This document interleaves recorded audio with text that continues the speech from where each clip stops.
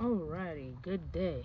I am going to be changing this alternator in this 2003 Ford E350. Yes, that's what it's called. So, this is one of the easiest alternators that I've ever done, and I think that I'll ever do in a while, because it's an older, and everything made older is better. Now, I know there is already a few videos, but those videos were made 2 to 3, 5 years ago. So I'm gonna go ahead and repolish this up for you guys first. Now, I did a diagnostics on it and I checked it out. Now, when I hooked up my jumper cables to it, it was reading, it was dead. It was reading like close to like not even a volt. It's completely dead.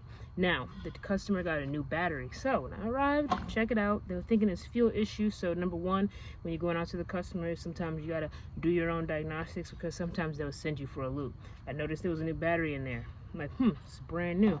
Wonder why they threw a new battery in there. When I went ahead, checked out the battery, completely dead. He said it ran fine, got him back. Put the jumper cables on, the truck ran. It actually cranked up, took a little bit of charge, and it cranked right up. No problems, it clean run and everything like that. But I hooked my multimeter up, had the multimeter on there, and it was reading about 14 volts, 13.9, good battery. And when I took off the negative lead on there, it actually cut off. I put it back on, let it run again, took it off. After a few seconds, it cut off. That's a sign of a bad alternator. So I went in and we cranked it up again. We let it run a little bit longer, charge a little bit longer, and as we were stepping on the revving it, it was going up. And then after that, as it's about to die, it just, this is all with the cables now off, it went ahead and it was just slowly losing voltage and cuts off again.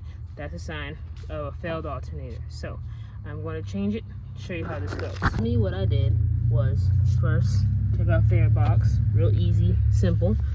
And then now this one here, I sprayed a little bit, of course, so the bolts and the connectors are not brittle. So I sprayed it on there, so I don't want to connect, break these and all that kind of stuff and have to start reconnecting and going back to the dealer to try and get that actual connector. So it's always good on older vehicles to spray the plastic sometimes and try to take it off as gentle as you can, just due to it getting brittle over time, getting hot and cold. This one, like I said, is fairly easy.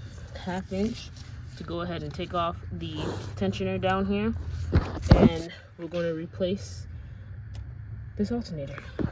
So I got my 1/2 inch ratchet in there, and what you're going to do is move it. I have mine in the on position, and then it lets loose the belt right there. Next thing, what you want to do is disconnect your battery as well.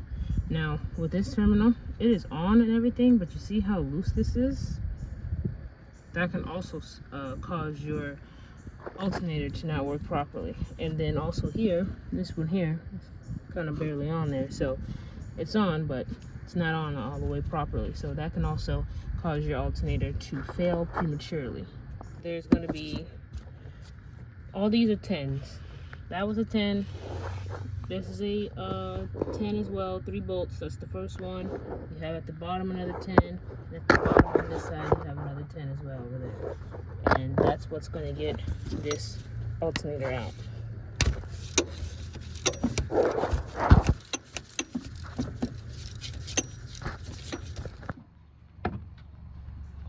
Soon I'm going to come out with some videos in the future where I will be going over being a mobile mechanic, and I've had some people along the way that I know who are either working at a job or they're just regular drivers. Even that, they're like wondering, like, dang, how do you even get all that started?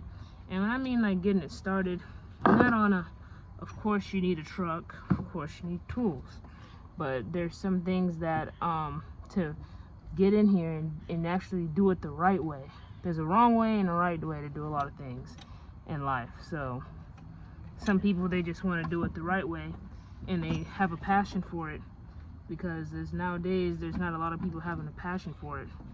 And especially a lot of automotive technicians are switching to being a diesel technician. So it's just auto industry, I guess, it's having its down. has its ups and downs, but it's definitely having its downs right now. So being a diesel technician, that's what I am, even though I am working on a gas truck, but you can still hop in and out of dimensions when you want to. So yeah, I'm gonna go ahead and probably break that down for future technicians, especially automotive technicians as well, and just other people who are trying to get into this industry and they're just wondering how to do it. I'm in Florida, so I do it down here.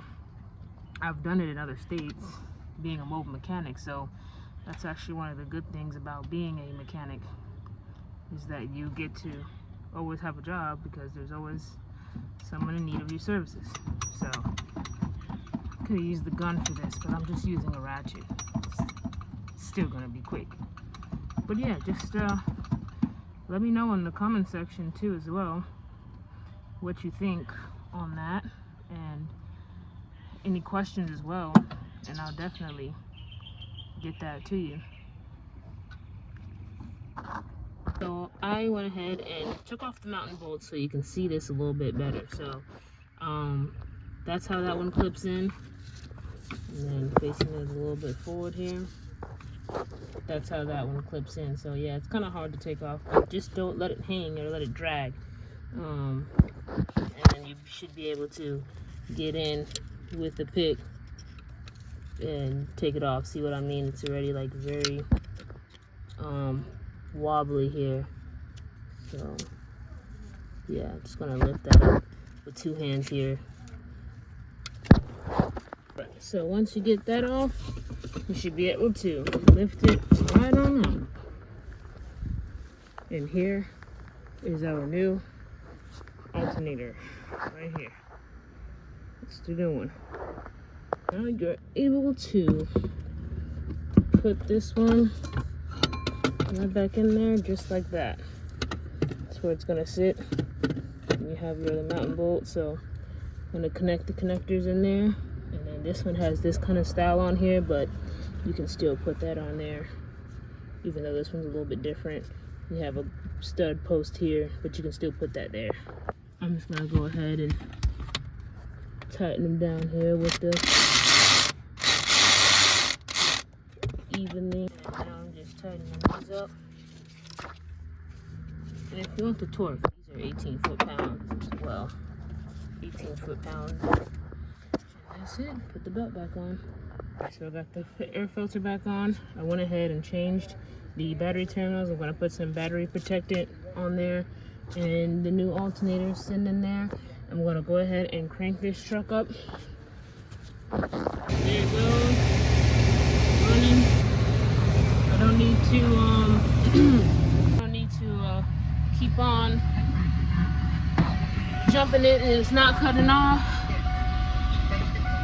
I guess the radio doesn't turn down. There, okay. So I filled it up transmission fluid, checked all the fluids, just, you know, it's always good practice to do so. And I'm just gonna move it in different gears, reverse it a little bit. So I did drop the socket down there, 10 millimeter of course. Yeah, so just shifting it in different gears, helping it be able to move that fluid in there. And then also too, I want to be able to check the fluid level while it's running. Should have gotten up to temperature by now. So yeah, checking the transmission fluid. But other than that, that's it. Let me know what you guys think, and leave your comments in the section. Very easy alternator, not hard at all. This is on a 5.4 Ford Ecoline, so very popular engine. So just don't forget to like and subscribe. Thank you very much.